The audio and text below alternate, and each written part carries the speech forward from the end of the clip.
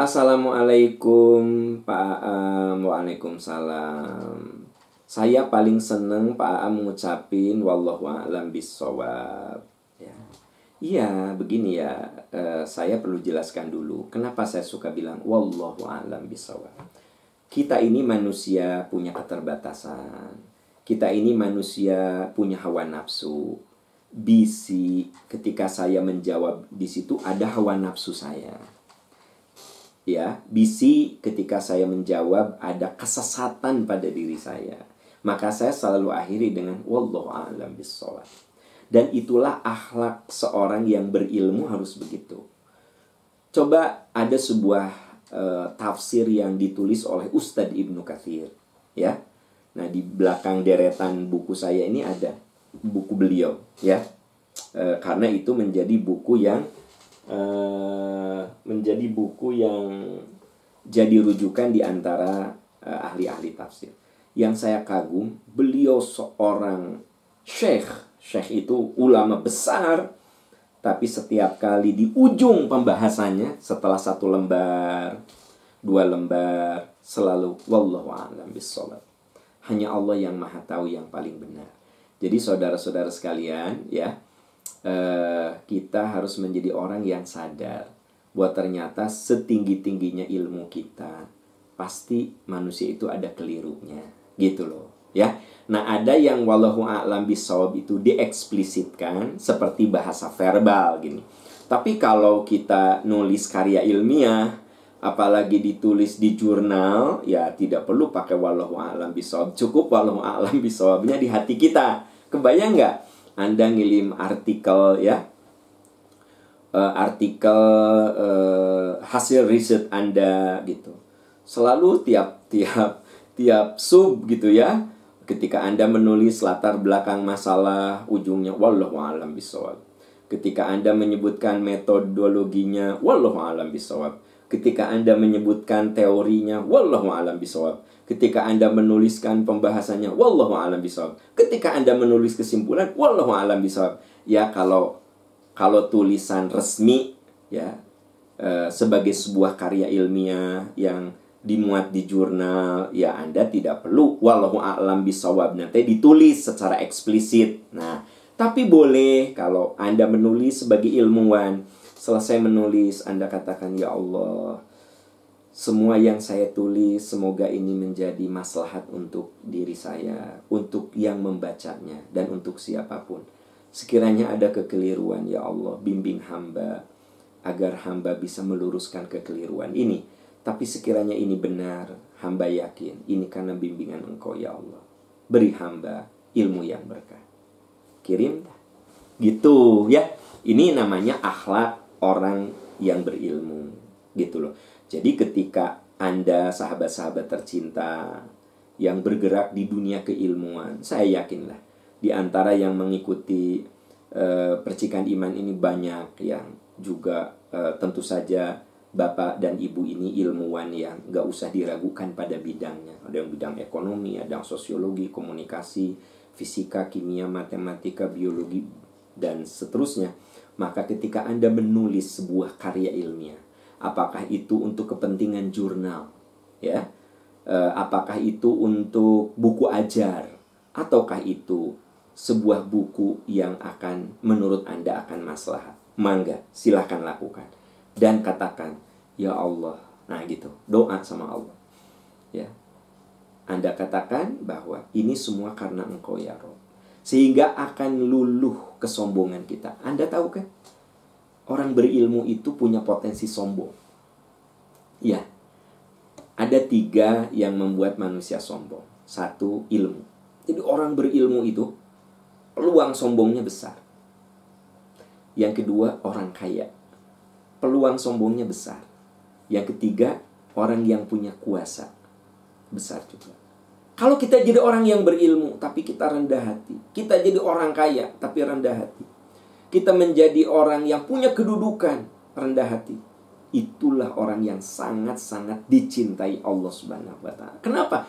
Karena kita bisa meredam, ya, kesombongan itu. Dan jangan lupa menurut surat Al-Alaq, manusia itu seringkali kesombongannya muncul ar-ra'ahu istaghna. Ketika dia melihat dirinya orang yang punya kemampuan yang hebat. Ternyata ya. Jadi muncul. Nah, Bapak Ibu, sahabat-sahabat tercinta, mohon izin, saya tidak bermaksud mengajari, tapi karena Anda berkomentar, saya suka kalau Pak Aam menyebut wallahu a'lam bishawab. Saya ingin jelaskan kenapa saya selalu akhiri dengan wallahu a'lam. Karena satu, ini bahasa verbal ya. Ya, saya kalau ceramah mengatakan wallahu a'lam bishawab. Karena bahasa verbal gitu. Nah, tapi kalau Anda menulis artikel bisi gitu, Anda berpikir, kalau begitu aku kalau nulis artikel untuk jurnal itu selalu pakai wallahu a'lam bishawab. Karena Ustadz Ibnu Katsir saja yang menulis tafsir Ibnu Katsir yang monumental. Jadi kalau kita kuliah di jurusan tafsir itu wajib dikuasai ya. Kalau Anda ingin faham Al-Quran dan Anda faham bahasa Arab, wajib ngelotok itu yang namanya tafsir Ibnu Katsir dan tafsir At-Tabari. Baru setelah itu baca tafsir-tafsir yang lain. Dia itu handbook, ya kan? Gitu. Beliau tuh selalu menulis wallahu a'lam. Nah, kalau misalnya kita nulis karya ilmiah, ya wallahu a'lamnya cukup kita dengan Allah saja. Jadi sebelum kita send ya ke redaksi jurnal, coba Anda merenung sebentar. Ya Allah, sekiranya yang saya tulis, ya Allah, sekiranya yang saya tulis ini salah, beri hamba petunjuk untuk meluruskannya. Gitu kan? Karena ilmu dari Allah. Ya, sekiranya ini benar, ya Allah, saya yakin ini karena bimbingan. Ya Allah, jadikan ilmu saya berkah. Jadikan ilmu saya maslahat untuk diri saya dan untuk orang lain. Jadikan ya Allah ilmu saya jariyah. Amin ya rabbal alamin. Send aja ke redaksi jurnal. Ya enggak? Gitu. Atau kalau kita nulis buku, nah kita baca lagi. Nanti kan ada direvisi lagi oleh editor, Pak kurang ini dibaca. Nah, Pak udah siap naik cetak, Pak. Anda berdoa, ya Allah, gitu. Supaya apa? Supaya jadi jariyah, ya kan? Gitu. Untuk apa kita ilmu banyak kalau nggak jadi jariyah? Ya nggak? Untuk apa kita harta banyak nggak jadi jariyah? Untuk apa kita punya kedudukan tinggi nggak jadi jariyah? Kedudukan yang tinggi itu bakal habis, bakal ada pensiun. Ilmu yang banyak bakal habis, kita bakal pikun juga. Harta yang banyak bakal habis, dibagikan ke ahli waris. Terus kalau kita nggak berkah, apa yang akan kita dapatkan? Hanya capek. Sayang kan? Kita jadi ilmuwan, ya kurang tidur gitu, riset. Terus nggak jadi jariyah. Cuma dapat dunia aja, sayang. Kalau cuma dapat dunia saja. Anda kerja dari pagi sampai sore, ngurus perusahaan, Anda punya perusahaan multinasional, ya kan? Kan itu butuh energi. Terus cuma dunia saja, sayang banget. Bawa tuh untuk akhirat. Kan gitu. Anda punya karir yang bagus, ya ngurusin orang itu, ini. Terus cuma dunia saja, rugi banget. Yuk kita tarik saudara-saudara. Kebahagiaan dunia itu menjadi jembatan yang membawa kita pada kebahagiaan akhirat. Sederhana sih sebenarnya. Tinggal mindset kita dibenerin. Nah, itulah bimbingan agama butuhnya. Anda lihat misalnya di dalam surat Al-Qasas ayat 77. Ya. Wabtaghi fima ataqallahu ad-daral akhirah wa la tansa nasibaka minad dunya wa ahsin kama ahsanallahu ilaik wa la tabghil fasada fil ard innallaha la yuhibbul mufsidin. Gunakan yang Allah berikan kepadamu untuk akhirat. Dan kamu tidak perlu melupakan dunia. Indah sekali teman-teman. Gunakan yang Allah berikan untukmu. Anda jadi ilmuwan, itu titipan Allah. Anda jadi pejabat, itu titipan Allah. Anda jadi orang yang berpengaruh, itu titipan Allah. Anda jadi orang berilmu, itu titipan Allah. Gunakan untuk akhirat. Tapi kamu boleh menikmati itu semua. Secara duniawi boleh dong. Anda menikmati harta Anda, posisi Anda, status Anda, keilmuanan Anda nikmati. Boleh. Wa ahsin kama ahsanallahu ilaik. Berbuat baiklah kepada orang lain sebagaimana Allah telah berbuat baik pada dirimu. Berbuat baiklah kamu kepada orang lain sebagaimana Allah telah berbuat baik pada dirimu. Indah sekali. Teman-teman, bingkellah kita ini dengan agama. Pasti happy, pasti bahagia. Kenapa? Kalau kita jadi orang berharta, kita nikmatin harta kita, tapi nggak ngoyo juga gitu. Itu sebabnya kenapa saya kan suka di akhir ini suka ngajak gitu. Mungkin Anda udah bosen gitu kan dengan ajakan saya. Nggak apa-apa Anda bosen. Kenapa? Karena saya bukan jualan. Apalagi ada yang bilang, eta si Pak Am nih, lakunya nggak laku, ngajak ngaji, ngajak wakaf. Ini bukan masalah laku dan tidak laku. Ini ekspresi cinta saya. Katanya kan, mukmin dengan mukmin itu bersaudara. Ya. Bahkan kata Nabi, belum sempurna iman kamu kalau kamu tidak mencintai saudaramu sebagaimana kamu mencintai dirimu sendiri. Ya saya ajak, ayo Bapak Ibu yang punya rezeki, yuk berwakaf. Kan itu kasih sayang saya kepada Anda.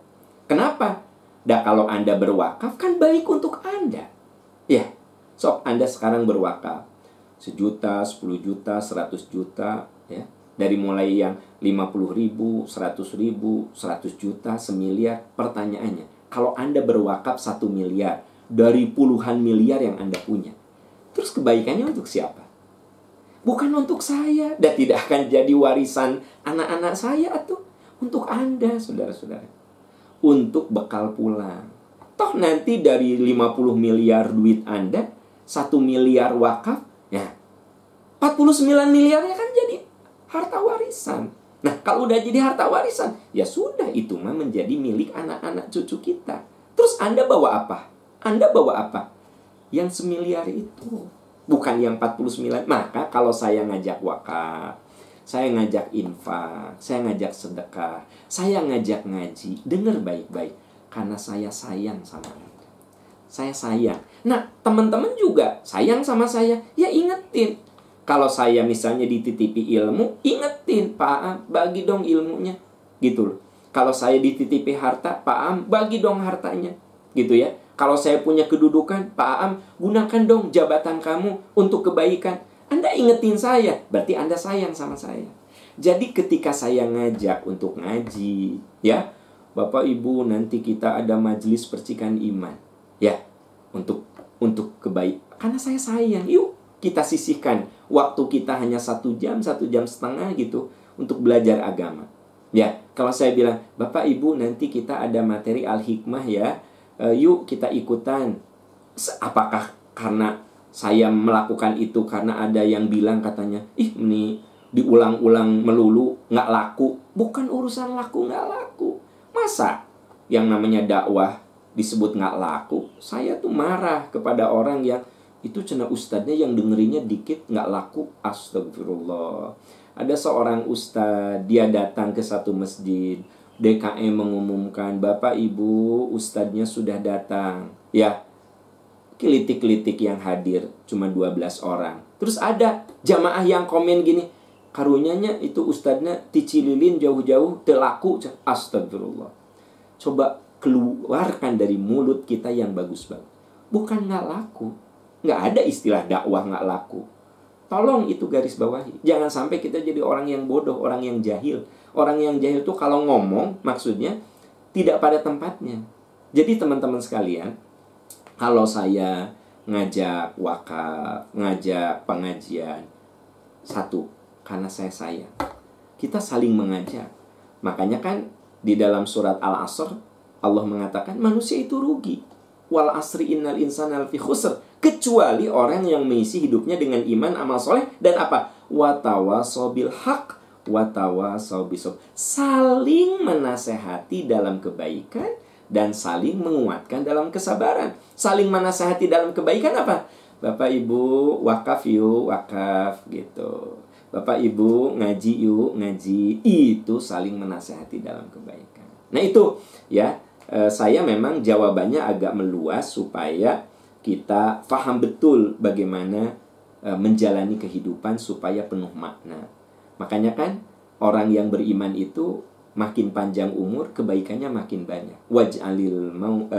Waj'alil hayata ziyadatan li fi kulli khair. Ya Allah, jadikan umur saya itu tambahan bagi kebaikan. Jadikan harta saya itu tambahan bagi kebaikan. Jadikan ilmu saya itu tambahan bagi kebaikan. Waj'alil mauta rohatan limin kulli syarr. Ya Allah, jadikan kematian bagiku istirahat. Istirahat ya Allah. Nah, Bapak Ibu, sebelum kita istirahat, sok kita berjuang, ikhtiar, ya kan? Gitu. Oke. Wallahu a'lam bissawab. Semoga Allah selalu membimbing kita, melindungi kita, memberikan hidayah kepada kita sehingga kita bisa berpulang kepada Allah dengan senyum, ya. Kita bisa tersenyum di hari terakhir. Bisa tersenyum kenapa? Karena malaikat yang mencabut nyawa kita adalah malaikat rahmat. Sampai katanya orang soleh mah kalau meninggal itu mengatakan qaddimuni, cepat saya kuburkan, cepat saya kuburkan. Kenapa? Karena malaikat memberikan kabar gembira, Allah takhafu, jangan takut, jangan sedih, surga menunggu kamu. Semoga kita termasuk kelompok seperti itu. Tapi itu saudara-saudaraku tercinta butuh perjuangan.